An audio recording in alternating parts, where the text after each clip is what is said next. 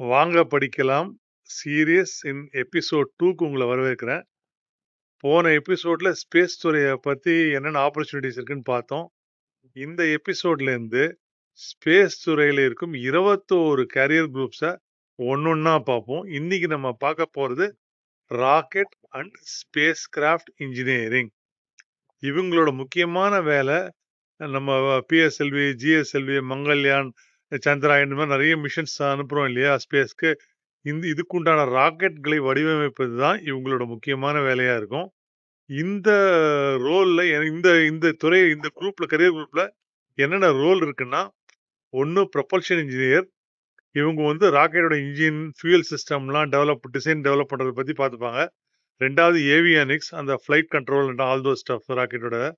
3வது guidance, navigation and control. இவங்க வந்து எப்படி ராக்கெட்ட ஸ்டீர் பண்றது, அந்த கரெக்டான பாதையில போனோம் இல்லையா? அதோட இன்ஜினியரிங் இவங்க பார்த்துப்பாங்க. 4வது ஸ்ட்ரக்சர்ஸ் இன்ஜினியரிங். போற ராக்கெட் ஸ்டடியா கரெக்டா போனோம் இல்லையா? நடுவுல உடைஞ்சு உடைஞ்சு விழாம. அததான் ஸ்ட்ரக்சர்ஸ் இன்ஜினியரிங்ல பார்த்துப்பாங்க. 5வது தெர்மல் இன்ஜினியரிங். இப்ப பூமிய விட்டு வெளியில போம்போதும் சரி, அந்த ஹீட்ட தாங்கணும். வெளிய ஸ்பேஸோட குளிர தாங்கணும். ஓகே. திருப்பி பூமிக்கு வர மாரி ராக்கெட்டா இருந்தா திருப்பி அந்த ஹீட்ட தாங்கணும். ஸோ இது வடிவமைப்பது இவங்க வேலை. ஓகே.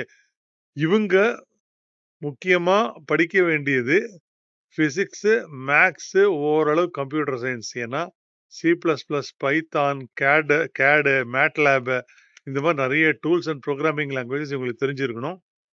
இன்ஜினியரிங் எடுத்துக்கிட்டீங்கன்னா ஏரோஸ்பேஸ், மெக்கானிக்கல், இசிஇ இதெல்லாம் வந்து இந்த துறைக்கு இந்த ரோலுக்கு போகக்கூடிய வழி அமைக்கக்கூடிய ஒரு இன்ஜினியரிங் படிப்புகள். எல்லாத்தோட முக்கியம் என்னன்னா, இதுக்கு உண்டான ஒரு பேஷன் இருக்கணும். ராக்கெட்டரி கிளப்ஸ்லாம் போய் சேர்ந்து சைட்ல ப்ராஜெக்ட்ஸ் பண்ணி நிறைய படிச்சு கத்துக்கிட்டு, புரியுங்களா? இப்படி பண்ணீங்கன்னா நல்ல ஒரு எதிர்காலம் ராக்கெட் அண்ட் ஸ்பேஸ் கிராஃப்ட் இன்ஜினியரிங்ல இருக்கு. அடுத்த எபிசோட்ல நம்ம வந்து இன்னொரு 2வது குரூப்பை பத்தி கொஞ்சம் விளக்கமா பார்ப்போம்.